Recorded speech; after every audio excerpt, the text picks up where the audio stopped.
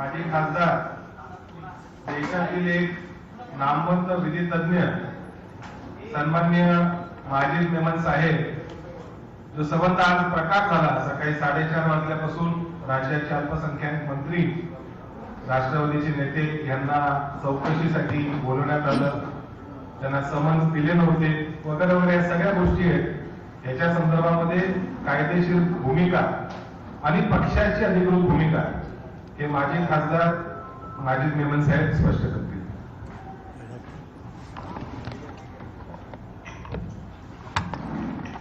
मित्रांनो नमस्कार। पहिल्यांदा मराठीत मी आपलं जे काही म्हणायचं असेल ते मांडतोय आपल्या पुढे, त्यानंतर गैर मराठीचे जे आपले मित्र असतील हिंदी किंवा इंग्रजीचे त्यांच्यासाठी सुद्धा मी त्यांना थोडंसं रिपीट करेन।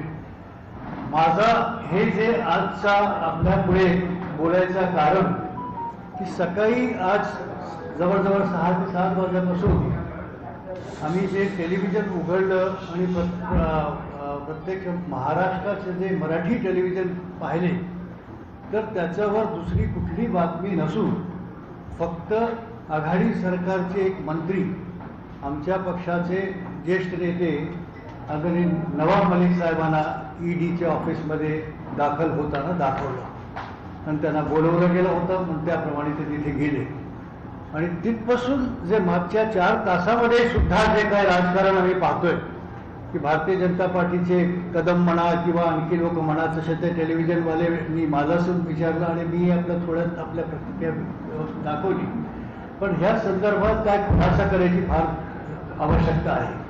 आश्चर्य मला हे वाटतंय की आज अर्थमंत्री केंद्रीय अर्थमंत्री निर्मला सीतारामनला ही गरज कशी वाटली की आज मीडियाला सांगावा की ईडीचे ऑफिसर पीएमएलए मध्ये गैरकायदेशीर काम करत नाही, चोर की दाढी में तिनका काय हे सांगावा लागला तिला।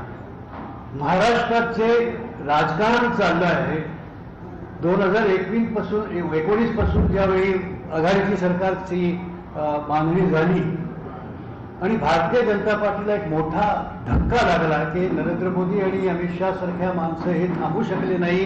फडणवीसनी जे काय गेम खेळायचं होतं ते सर्व खेळून सुद्धा भारतीय जनता पार्टीची सरकार पडली गेली आणि आघाडीची सरकार आली। त्या दिवशीपासून मुख्यमंत्रीचा पद देवेंद्र फडणवीसचा गेला, तिथपासून आपण पाहतोय की देवेंद्र फडणवीस कुठलाही मौका कुठलाही चान्स सोडत नाही की हे सरकार कशी पाडायची। हे सरकार पाडायचं आम्ही एक वचन घेतलंय, आज नाही उद्या हे सरकार आम्ही पाडणार, कायदेशीर गैरकायदेशीर दादागिरीनी काय वाटेल ते करून कुठल्याही मार्गाने। तर हे प्रकरण मागच्या 1.5 वर्ष जे आपली हे सरकार आघाडीची सरकार आपला चांगला काम करते तर कुठले काही इश्यू काढून त्यांना पाडायचा प्रयत्न करायचा हे आपण सर्वांना माहिती आहे, मला त्याबद्दल काही सांगायची गरज नाही आहे। आता मला थोडंसं पीएमएलए बद्दल जे अर्थमंत्री बोलले त्या संदर्भात मला विचार सांगायचा आहे की मी आदर करतो निर्मलाजीचा आणि मला सुद्धा प्रसंग मिळाला आहे सदनमध्ये निर्मलाजीच्या बरोबर इंटरॅक्ट करायचं आहे, मी त्यांना भेटलो आहे, माझे कामंसुद्धा त्यांनी ऐकले आहेत आणि ती एक चांगली व्यक्ती आहे। पण आज त्यांनी हे म्हटलं की पीएमएलए कायद्याच्या अनुसार काम होतोय आणि ईडीचे ऑफिसर त्याचा दुरुपयोग करू शकत नाही। मला त्यांना सांगायचं असेल की मॅडम तुम्ही अर्थ मंत्रालय सांभाळता, गृह मंत्रालय जे आहेत त्यांनी ह्या संबंधित प्रश्नावर उत्तर दिले पाहिजे आणि मी माझा हा आजचा आपला संबोध आहे तर मी माननीय गृहमंत्री नाही अर्थमंत्रीच्या व्यतिरिक्त गृहमंत्रीलाही विचारायला लागतो की देशभरामध्ये मागच्या 7-8 वर्षाच्या एनडीएच्या काळामध्ये आणि विशेषतः 2019च्या नंतर सेकंड एनडीएच्या काळामध्ये ज्या प्रकारे केंद्रीय इन्व्हेस्टिगेटिंग एजन्सीचा दुरुपयोग होतोय त्या संदर्भात बऱ्याचशा रेकॉर्ड आपल्याला मिळू शकतो। मला आता प्रत्येक मोजायची गरज नाही आहे, प्रत्येकाचं असं म्हणणं आहे की राजकारणासाठी ही यंत्रणाचा दुरुपयोग होतोय। वेस्ट बेंगालच्या निवडणुकीमध्ये आपण पाहिलं की कशा प्रकारे सेंट्रल एजन्सीजला तिथे पाठवलं, सेंट्रल पोलीसला पाठवलं की कुठल्याही प्रकारे ममता बॅनर्जीला पाडायचं आहे, वेस्ट बेंगालमध्ये आपली सरकार करायची आहे, पण ते विफल झाले.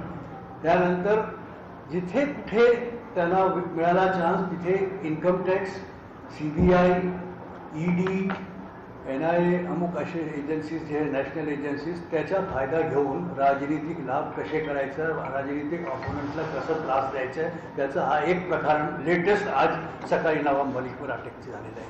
PMLA मध्ये पोलीस ऑफिसरांना मी आणलं, हे पुस्तकसुद्धा म्हणजे आमचं आता हे काम आहे, असे मॅटर्स आम्ही चालवतो कोर्टात. निर्मलाजींना कदाचित अंदाज नसेल, पण ह्या कोर्टामध्ये ज्यावेळी PMLAची केस संदर्भात कुठल्याही नागरिकांना, नवाब मलिकचं मी म्हणत नाही, कुठलाही एक भारतीय नागरिक गरीब असो, अननोन असो, साधारण माणूस असेल, त्याच्यासाठी प्रोटेक्शनचेही जे प्रोव्हिजन आहे की कोणालाही आपल्याला अधिकार फ्रीडमचा आहे, आपलं फ्रीडम कोण घेऊ शकतो, कायदेशीर घेऊ शकतात.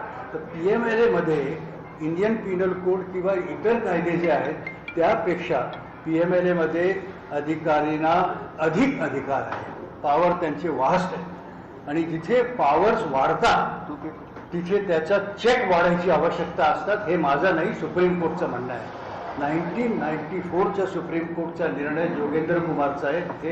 ते जर आपण थोडासा अभ्यास करून घेतला तर आपल्याला निष्पन्न होईल, हे दिसून येईल की सुप्रीम कोर्टाचं असं म्हणणं आहे की जिथे काय पोलीस इन्व्हेस्टिगेटिंग एजन्सीला आपण अधिकार देतो किंवा अधिकार त्यांचे वाढवतो, तिथे त्या अधिकाराला चेक अँड बॅलन्ससाठी व्यवस्थित चेक असला पाहिजे.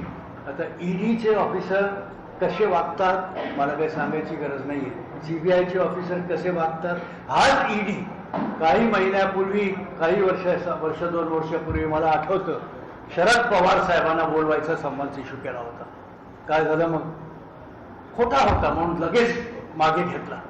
म्हणजे हे एक मी उदाहरण देतो की त्यांना कोणालाही बोलवायचं, तासातास बसवायचं, काही नसेल तर कसे गुन्हे निर्माण करायचं, एव्हिडन्स खोटे तयार करता येईल, त्यांना येते कायद्याच्या दृष्टीमध्ये तेही करता आलं. नंतर कोर्टात बघू आम्ही, तुम्हाला सोडून देतील कोर्ट, पण तुम्हाला हरास करायचं असेल तर ते एक साधारण व्यक्तीला हरास करायचे बरेचसे मार्ग हे PMLAचे इन्व्हेस्टिगेटिंग ऑफिसर्सला असतात. आणि दुसरी महत्त्वाची गोष्ट मी आपल्याला सांगतो, माझे मित्र बंधू सगळे ते मीडियाचे लोक आहेत त्यांच्यासाठी विशेषतः, की अशा गुन्ह्यामध्ये कोर्टाचे आदेश असे आहेत, कदाचित आपल्या लक्षात आले असतील, पण आज मी व्यवस्थितपणे आपल्याला सांगतोय की इन्व्हेस्टिगेशन करताना इन्व्हेस्टिगेशन एजन्सीला जे काय मटेरियल हस्तक्षेप होतो ते गुप्त ठेवायची गरज असते.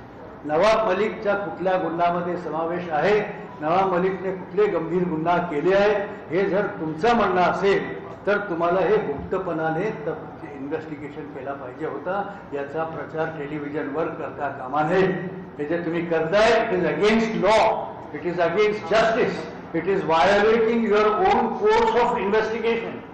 The courts have said many times की जे काही तपास करायची असेल गुन्ह्यामध्ये महत्वाचे ते गुप्त ठेवलं पाहिजे.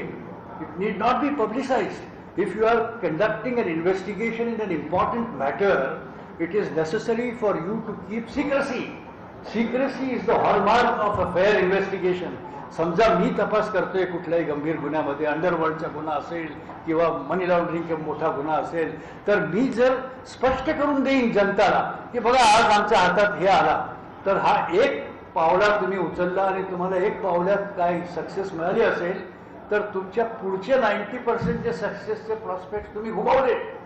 कारण तुम्ही हे प्रसिद्ध करून टाकला तर जे गुन्हेगार आहेत ते गुन्हा मिटवायचं काम करतील. You are doing injustice to the cause of justice, you are doing injustice to the cause of investigation. आता ह्या आजच्या प्रकार बघा की परत लगेच अर्थमंत्रीलाही मीडियावर येऊन सांगावं लागलं की बाबा आमचे एज आई सेड चोर की दाढ़ी में तिनका, कि उनको लगा कि महाराष्ट्र की सरकार गिराने की भारतीय जनता पार्टी की जो रेस चली है उसमें आज एक बड़ा कदम फडणवीस साहब के कहने के मुताबिक शायद लिया गया है कि उनके एक मंत्री को अटकाओ, बोलो देखो ये सब ऐसे है सरकार गिराने, ये राजनीति. फडणवीस साहब पानी से मछली बाहर होती है उस तरह से पिछले 1.5 साल से तड़प रहे हैं, हम सब देख रहे हैं.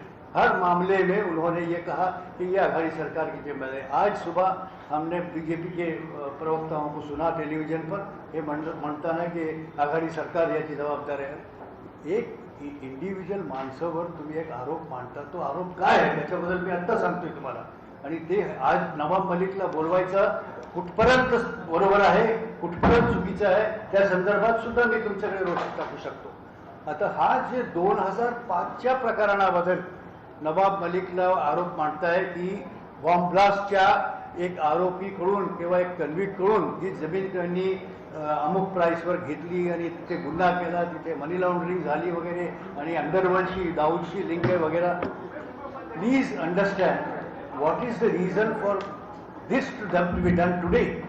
मागच्या 6 महिन्यापासून आपण पाहतोय की शाहरुख खानच्या मुलाच्या अरेस्टच्या नंतर जो एवढी मोठी बातमी चालली होती भारतभरमध्ये, त्याच्यामध्ये समीर वानखेडेच्या विरोध एनसीबीच्या डायरेक्टरच्या विरोध नवाब मलिकनी जी जंग छेडली होती, त्याच्यामध्ये त्यांनी त्या ऑफिसरच्या अधिकारांचा दुरुपयोगचा जो भांडा फोडला होता की हा माणूस कसा बियर बारचा लायसन्स कसं घेतलं गैरकायदेशीर, त्यांनी आपलं जन्मचे बदल काय केलं आहे, आपली जात बदल काय केलं आहे, त्याबद्दल तो माणूस आता तिथून काढला गेला।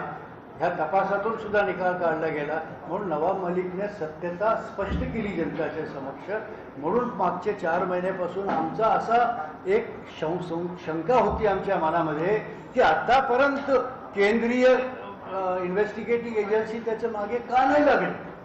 एवढं मोठं त्यांनी काम केला की एक डायरेक्टरला इथून काढून महाराष्ट्रातून बाहेर टाकला, त्याच्यावर FIR रजिस्टर करून घेतली, तर लगेच रिॲक्शन पाहिजे ना।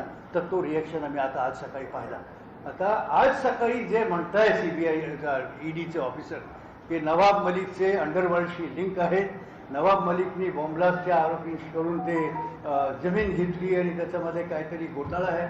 17 वर्षापूर्वीचं प्रकरण आज म्हटलं जात आहे। EDला मला नर्म विनंतीने असं विचारायचं आहे की 17 वर्षानंतर तुम्ही एक उघडता, त्याला काहीतरी बेस असेल, काहीतरी कारण असेल। उद्या न्यायाधीश सुद्धा तुम्हाला हे कान धरून विचारते की तुम्ही 17 वर्षानंतर कशी काय जागृत झाली। हे गुन्हा झाला असेल 2005 मध्ये, तर त्यावेळी तुम्ही का चौकशी केली नाही।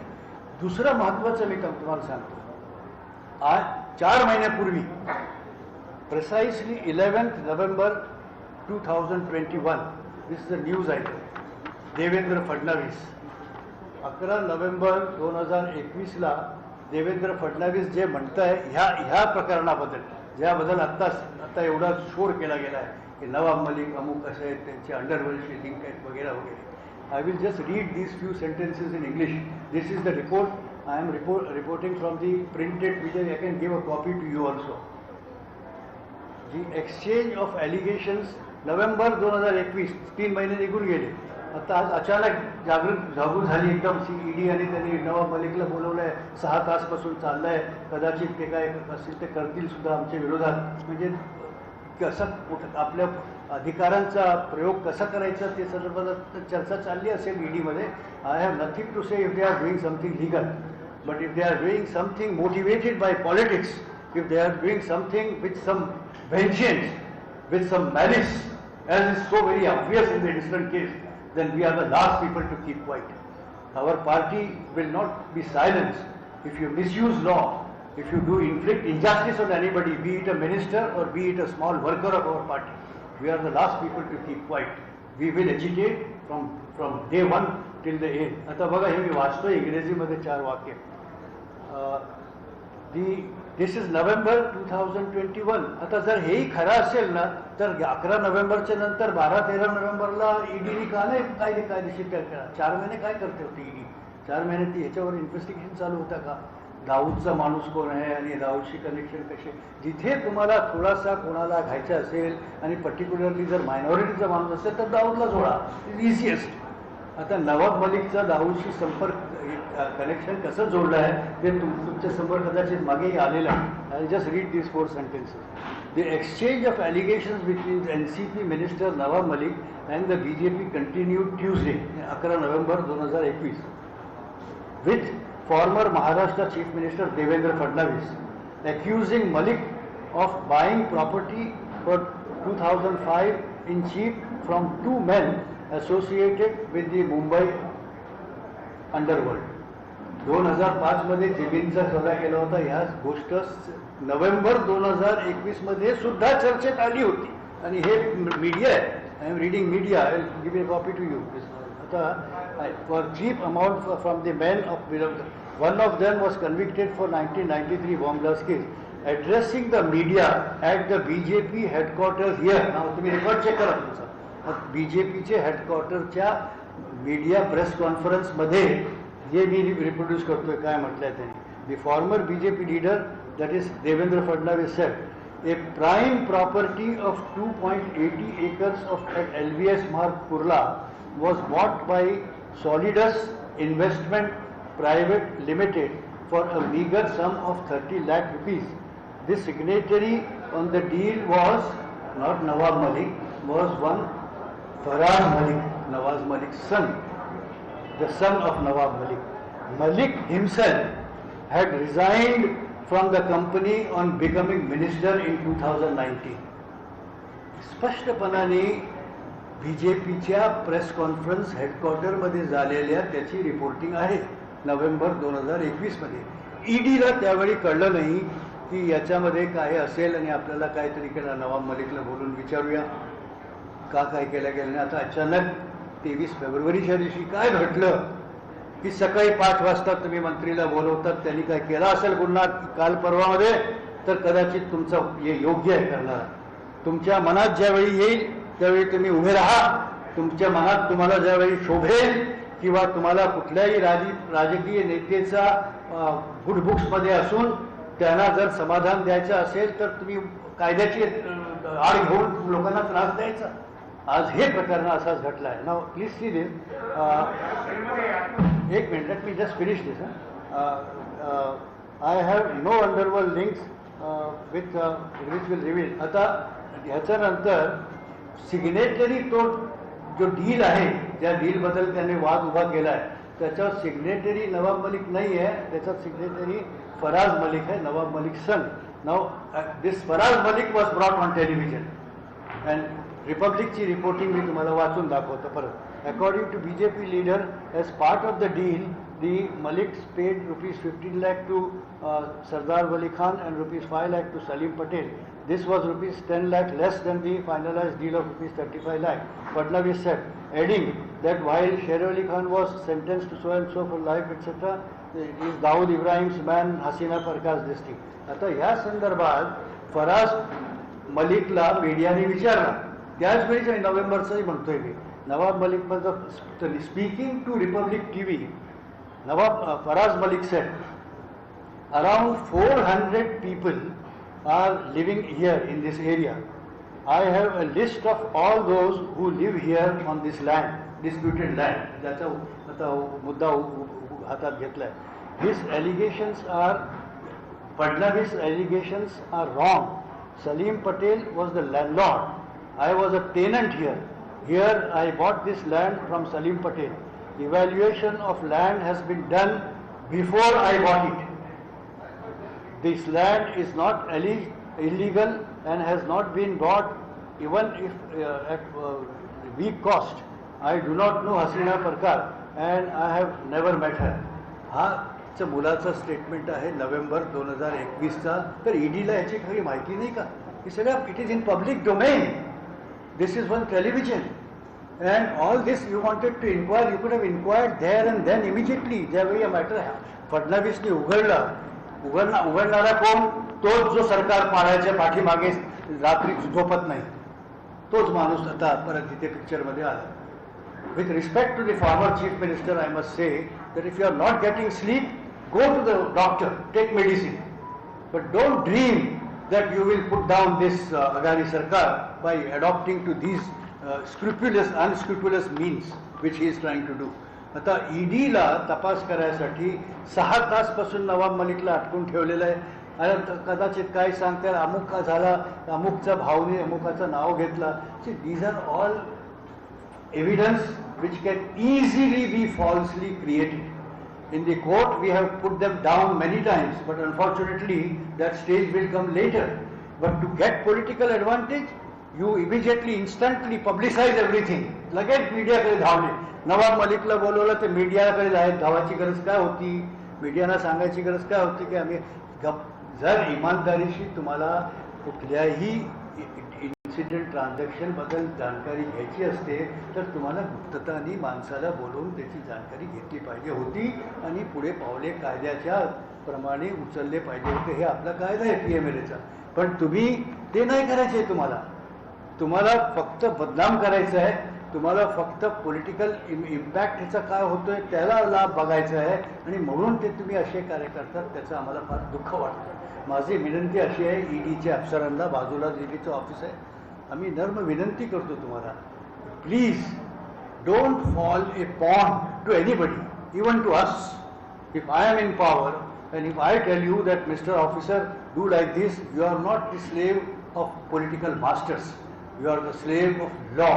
You are the slaves of justice. You are the slave of Constitution of India. ED officers na माझे एक अपील आहे आपल्या मार्फत, please don't become a victim of a race between political parties. Don't become a victim for political upmanship. Unfortunately, people are started believing that CBI, ED, NIA, हे सगळे IT, हे सगळे यंत्र युनियन होम मिनिस्टरचे खाली कामं करतात आणि त्यांच्यात बरेचसे असे प्रकरण घडलेले आहेत की जिथे मी माझ्यासारखा एक मामुलीचा नागरिक नाही, फॉर्मर सुप्रीम कोर्ट जजेस have made statements that unfortunately these agencies are being misused. So therefore, our appeal today is that Sharad Pawarji also has rightly said it, that we don't want to come in the way of any legal action that is being taken. But please remember that while you take any action against anybody, not even a minister, even a common citizen, आमच्या पक्षाचा जर खालच्या पक्षाचा एक कार्यकर्ता असेल किंवा एक बाहेरचा नागरिक असेल, त्याच्याशी तुम्ही जास्ती जादती करू नका. त्यांना तुम्ही 10 तास बसवू नका. तुम्ही त्याचे असे प्रचार करून त्यांना बदनाम करू नका. Because this is all forbidden by law. In Jogendra Kumar's case, Supreme Court has said that to have power is one thing and to use power is another thing. You may have power under this act, but don't use it to the extent of abuse. There are allegations coming not from Nawab Malik alone, but I understand that even some time back, a person like P. Chidambaram was arrested by jumping the walls of his residence. What is this game going on? The whole world is watching us. ED officers, you are officers with dignity, you are officers with rank, and please keep up your standards. And my request to them is, please don't do anything which would tomorrow make you feel ashamed about your activities. आता कोणाला काही विचार असेल तर विचारू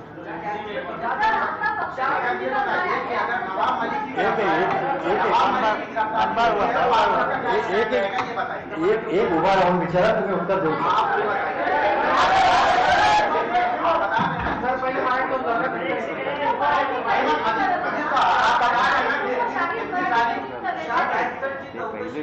महेश, एकाने एक प्रश्न काय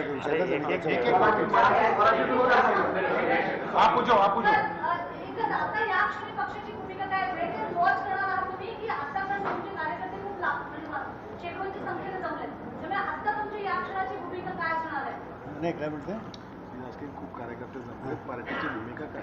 नाही, हे बघा, पक्षाचे कार्यकर्त्यांना उत्सुकता आहे. त्यांना असं वाटतं की आमच्या एक वरिष्ठ नेत्याशी, एक मंत्रीशी एक गैरवाजवी व्यवहार होतोय, तर आम्ही त्याचं प्रदर्शन करतोय. त्यांची अशी एक विचार आहे आणि ते त्या नवीन नाही आपल्या लोकतंत्रमध्ये. आपल्या लोकतंत्रामध्ये प्रोटेस्ट, पीसफुल प्रोटेस्टचा संपूर्ण अधिकार प्रत्येक नागरिकला असतो, प्रत्येक पॉलिटिकल राजनीतिक पक्ष असला असतो. पण आम्ही आमच्या नेत्यांना, आमच्या कार्यकर्त्यांना, आमचे सगळे नेते मंडळी जे इथे आहेत किंवा शरद पवार साहेब सुद्धा ते जवळ बसलेले आहेत, त्यांनीही निरोप पाठवलेला आहे की कुठल्याही प्रकारे गडबड करू नये, व्हायलन्स करू नये. Please don't damage anything, don't disturb anything. You can have peaceful prostate and the peaceful prostate is legitimate. शांततेने चालू आहे आता. कुठे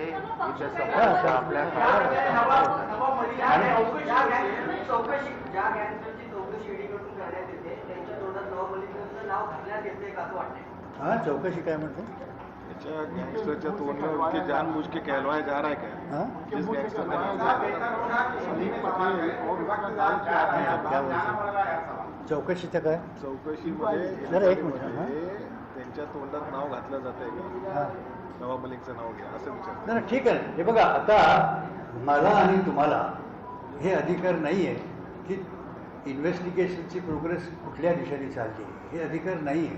मी तुमची माहितीसाठी तुम्हाला एक कायद्याची एक बाजू सांगतो. आरोपी who is the most important person in any crime, this is settle law. थोडंसं कायदेशीर जाणकारी आपल्याला असेल सर्वांना, तर मी तुम्हाला त्याची एक्सपर्ट नॉलेज थोडीशी देतो. ते it will be useful for you.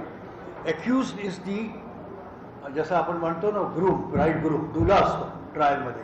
महत्त्व जजच्या समोर ज्यावेळी एक खटला उभा राहतो कुठल्याही क्रिमिनल केसचा, the main person is the accused, whether one or many, they are the main, they are the centre of attraction. त्याच्यानंतर विटनेसेस, त्याच्यानंतर वकील, त्याच्यानंतर प्रॉसिक्युटर, त्यानंतर डिफेन्स काउन्सिल, त्याच्यानंतर स्टाफ, सगळे. मेन जो आहे trial, it is for the accused to decide the fate of the accused. It is very important. Therefore our constitution says and all our laws says that the accused must feel secure, the accused must be satisfied that no injustice is being done to him through the process of law in the court. म्हणून जर मी जज आहे तर माझं कर्तव्य असं आहे की समाधान आरोपीचं झालं पाहिजे की जे गुन्ह्याबद्दल आम्ही तपास करतोय, ट्रायल चालवतोय किंवा इन्व्हेस्टिगेशन चालवतोय, तर त्या कायद्याच्या अनुसार आहेत त्याचं समाधान झाला पाहिजे. एक मिनिट. म्हणून अक्यूजला सर्व कॉपीज दिली जातात की FIRची कॉपी द्या किंवा रिमांडची कॉपी द्या की बघा तुमच्यावर असे आरोप आहेत. पण जे इन्व्हेस्टिगेशन चालतंय ना, हे फार महत्त्वाचं आहे. जे मी आता बोलतोय ना, ते लक्षात ठेवा.